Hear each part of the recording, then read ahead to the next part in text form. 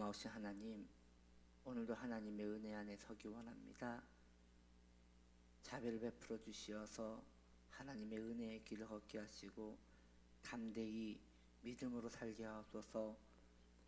내가 믿고 또 의지함은 주님이 함께 있기 때문입니다. 주님이 함께 하심으로 이것이 우리의 위로가 되며 우리의 위안이 되오니 주여 도와주시옵소서. 예수님의 이름으로 기도드립니다. 아멘. 자, 우리 하나님 말씀 빌립보서 2장 16절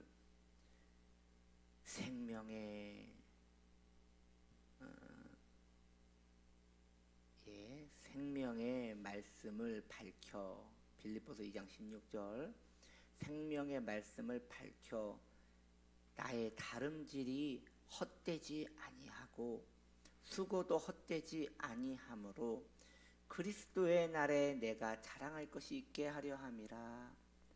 만일 너희 믿음의 재물과 섬김 위에 내가 나를 전제로 드릴지라도 나는 기뻐하고 너희 무리와 함께 기뻐하리니. 아멘. 빌립보서 2장 16절 17절 말씀이었어요. 오늘 말씀의 제목은 영적 전쟁에 참여합시다 라는 제목으로 우리가 함께 은혜 나누기 원합니다. 오늘 말씀에 보면 바울이 성도의 삶과 섬김을 하나님께 드리는 제사로 생각하고 있음을 보고 있어요. 오늘 말씀에 보니 우리의 수고가 헛되지 아니함으로 라는 말씀, 즉 믿음으로 성도가 사명을 감당하며 살아가는 것이 전제를 드릴지라도 꼭 제사에 적용하여 설명하고 있는 바울의 그 메시지를 보고 있지 않습니까? 우리가 잘 알다시피 유대인들은 제사를 지낼 때 짐승을 죽여요. 그리고 일종의 그 제사주라고 할까요? 이 술인데 제사용 술, 즉 포도주죠. 이 포도주를 제단에 붓는 거예요. 그것을 전제라고 합니다. 즉 짐승과 같이 짐승도 죽으면 다시 살 수 없듯이 포도주도 부어지면 다시 담을 수 없기 때문에 하나님께 드려지는 것으로 이렇게 이해가 되는 것이에요. 이것은 제사의 행위를 말하는 것이 아니에요. 이것은 구약에서는 제사의 행위지만 신약에 와서는 제사의 행위가 아니에요. 왜냐? 우리가 알다시피 우리는 제사 지내지 않잖아요. 이 신약의 시대에, 이 은혜의 시대에 우리는 짐승 안 잡아요. 뭔가를 죽이지 않아요. 안 한단 말이에요. 물론 헌금은 드리지만 그 헌금이 내가 될 수는 없거든요. 제사라는 것은 실제로 다시 살지 못하도록 죽이거나 붓는 것이에요. 그래서 사도 바울은 로마서에서 우리에게 이미 말씀하시잖아요. 그 12장 말씀에 너희는 하나님께 드려지는 산 제물이다. 즉 너희는 하나님께 제물로 드려진 바 되었다라고 했단 말이에요. 살아있는 제물이라 하였으니 살아는 있는데 그 제물, 그냥 이거예요. 제물은 살아있으면 안 되거든요. 왜냐하면 죽여서 드리는 거기 때문에 살아있으면 안 돼요. 그러니 살아있으면 제물이 안 돼요. 그런데 로마서의 바울의 말씀에 보면 너희는 살아있는 산제물, 산제사라고 하거든요. 그러니 이것은 무슨 얘기냐? 숨은 붙어서 살아 움직이는데 죽었다는 거예요. 이게 말이 안 되죠. 살았는데 죽었다. 살았는데 죽었다. 근데 이게 성경에서 하는 말이에요. 어쩌겠어요, 여러분. 이게 받아들여야 돼요. 살았는데 죽은 거예요. 살았는데 죽었다. 그러니까 우리 이런 얘기 있잖아요. 참 또 아침부터 너무 강렬한 비유를 들어서 우리 성도님들의 마음을 불편하게 드릴 것 같은데 이런 거예요.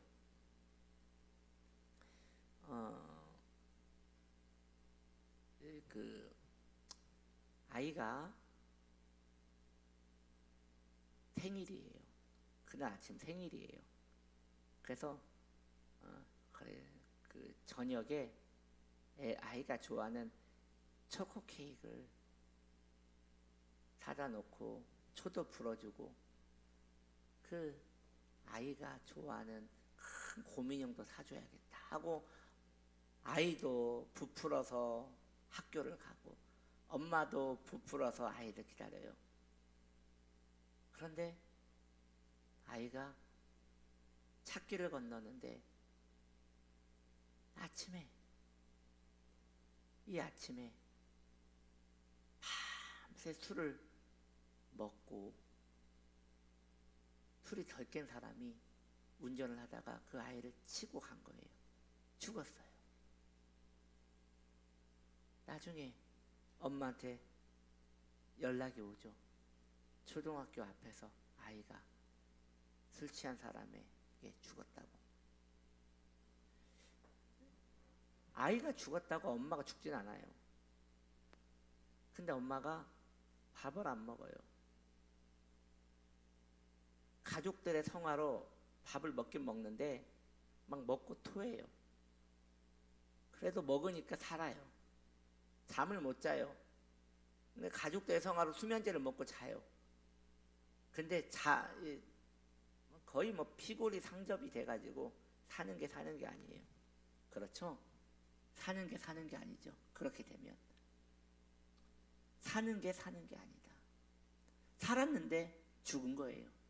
살았는데 죽은 거예요. 이것은 죽은 목숨이나 같은 거예요. 하나님께 산재물이 되었다. 육신이 살아있어요. 근데 육신이 산 게 아니에요. 하나님께 대하여 내가 전제로 부음바 되었다. 이미 살아있는데 살아있는 게 아니에요. 왜냐? 이미 살아있는 것은 육체의 활동일 뿐이지 내 마음과 내 영혼과 내 중심은 이제 주님과 함께 죽었기 때문인 것이에요. 이것이 바로 바울이 말하는 전제와 같이 부음이 되었다. 산재물이다 라는 뜻이에요. 그런 의미에서 오늘날 우리 신앙생활이 얼마나 신앙과 멀어져 있는지 생각을 해본다면 초대교회 성도들은 저는 그렇게 생각해요. 초대교회 성도들이 와서 지금의 오늘날 현대인들의 신앙생활을 보면 기독교라고 말하지 않을 거예요. 이방 종교라고 말할 거예요.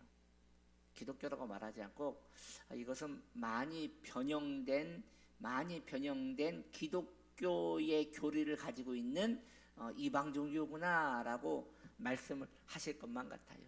왜냐?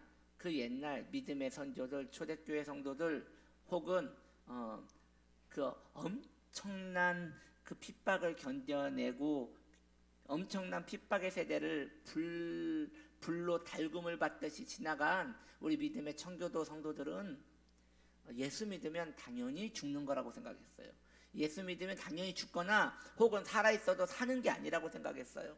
왜냐?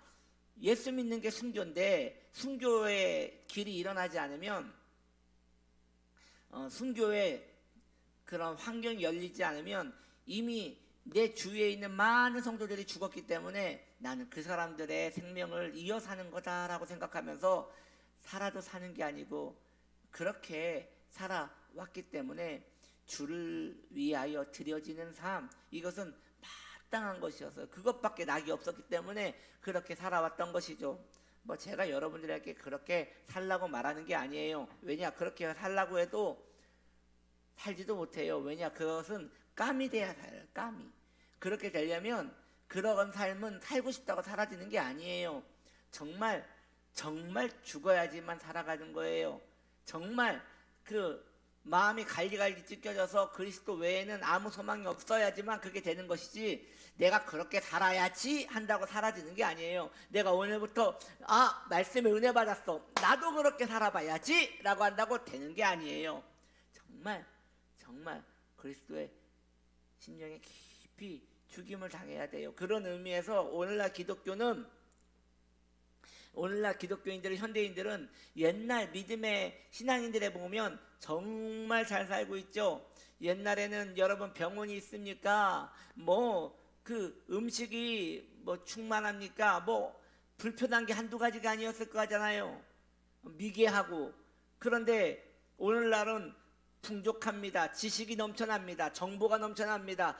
집 옆에 병원이 있습니다. 그리고 조금만 가면 버스를 타고 다닐 수 있고, 집마다 자가용이 있고, 집에서 물을 키면 물이 막 쏟아집니다. 이런 아프리카에서는 아프리카에서는 땅을 파야 물이 나오는데, 우리 보십시오. 화장실이든 싱크대든 물이 펑펑 나옵니다. 하루 종일 물을 켜놓는다고 해서 수도세를 더 낼 뿐이지 그거 가지고 감옥 가는 사람은 없습니다. 이 엄청난 문명의 혜택을 누리고 살고 있습니다. 그런데요, 오늘날 현대인들의 아주 불리한 점은 믿음의 시험대에 설 기회가 거의 없다는 것이에요. 믿음의 시험대를 거쳐가야 할 이유도 없고 그런 환경도 없고 그렇다는 것이에요. 누구도 예수 이야기한다고 돌로 쳐맞지 않아요. 누구도 성경을 읽는다고 다리를 부러뜨리거나 그런 걸 하지 않아요. 아무 문제가 없어요. 그저 내가 게을릴 뿐이지, 그저 내가 눈치 볼 뿐이지. 그렇다는 것입니다. 그럼 어떻게 하는 것입니까? 지금 저는 이렇게 말씀드리는 거예요. 여러분들은 행복한 사람입니다, 그런 말을 하지 말자는 것이에요. 나는 행복한 사람입니다, 이런 얘기는 하지 말자는 거예요. 지금 내가 얼마나 불리한 상황에서 신앙생활을 하는지, 내가 얼마나 불리한 상황에서. 여러분, 우리 믿음의 선조들은 교회가 없었어요. 왜냐? 탄압을 받았기 때문에 교회가 불질러지고 그렇기 때문에 교회가 없었어요. 그래서 그들은 교회가 없어서 그나마 불타지 않는 교회가 있으면 그 교회를 거의 신성시할 정도로 교회를 사랑했어요. 그런데 그들에게 있어서 교회는 늘 두려운 곳이었어요. 언제 군인들이 그 교회를 불지를지 몰라요. 교회 안으로 안 들어와요. 건물 자체를 태워버리니까. 그러니까 이곳에서 예배가 마지막 예배라는 그런 공포감이 있었어요. 정말 두렵게 신앙생활을 했겠죠. 그런데 오늘날은 여러분, 교회가 넘쳐나요. 교회 와서 살아도 누가 아무도 뭐라고 하지 않아요. 근데 그렇게 하지 않아요. 왜요? 왜 그럴까요? 아주 불리한 상황에 있기 때문이에요. 우리가 지금 매우 신앙생활을 하기에 위험한 상태에 있기 때문이에요. 오히려 공포감에 구인들이 막 쳐들어와가지고 머리채를 잡고 끌고 나가는 그런 상황이라면 막 예배에 대한 소망이 넘쳐날 거예요. 물론 그런 날이 안 오기를 바라요. 왜냐? 그런 날이 오면 많은 신앙인들이 본인들이 가짜라는 것이 드러날 거예요. 많은 신앙인들이 본인들이 진짜가 아니었다는 걸 알 거예요. 물론 또 반대로 많은 신앙인들이 자기가 진짜라는 것을 또 알게 될 거예요. 그렇게 양과 염소로 확 구분되는 일이 일어날 거예요. 그러나 오늘날 이런 상황에서는 그런 일들은 거의 일어나지 않지요. 그래서 우리는 그 옛날 믿음의 선조들보다 더 깨어 있어야 돼요. 그 옛날 믿음의 선조들보다 더 열심히 훈련해야 하고 더 열심히 두려워해야 돼요. 그래야지 조금이라도 근처라도 갈 수 있는 것이에요. 그렇습니다. 자, 사랑하는 성도님들이요, 우리도 바울과 빌립보 교회처럼 하나님께 똑같이 군사로 부름을 받은 자들이에요. 즉 우리는 하나님의 군인이에요. 우리는 통치자들과 권세들과 이 어둠의 세상 주관자들 및 하늘에 있는 악의 영들과 싸우라고 하나님이 보내신 사람들이에요. 우리는 어둠의 영혼을 지옥에 데리고 가기 위하여 유혹하는 영들이 있음을 이미 알잖아요. 다 알아요. 자연인들은 그러한 종류의 영과 싸울 수가 없어요. 아무것도 그들은 할 수가 없어요. 그러나 성도는 그들과 싸울 수 있어요. 악한 영이 잘못된 교리로 미혹할 때 우리는 바른 교리를 전할 수 있어요. 악한 영이 교회를 분열하려고 할 때 사랑의 심장으로 이 모든 것을 품고 기도할 수 있어요. 이렇게 싸울 수가 있어요. 성도의 신앙생활은 즉 교양신앙, 성도의 신앙생활은 교양생활이 아니에요. 지적인 교양생활이 아니라 피냄새 나는 전투예요. 전투. 열심히 싸우지 않으면 우리는 믿음 못 지킬 거예요. 내 믿음도 못 지키는데 내가 누군가의 믿음을 책임질 수 있을까요? 그것도 힘들 거예요. 그런 여러분, 죽을 각오로 신앙생활을 하지 않으면 오늘날 이 현대인들의 신앙생활은 계속 처질 겁니다. 계속 처질 거예요. 할렐루야. 지금도 전투는 지속되고 있어요. 비틀거리지 마세요. 낙오하지도 마세요. 어떤 대가를 치르더라도 영광의 구주를 위해 살아가세요. 그리스도의 영광을 그렇게 그리스도의 영광을 위하여 살아가기를 소망합시다. 내가 정말 그런 것을 원하는 사람인지 자기를 생각해 봅시다. 기도합시다.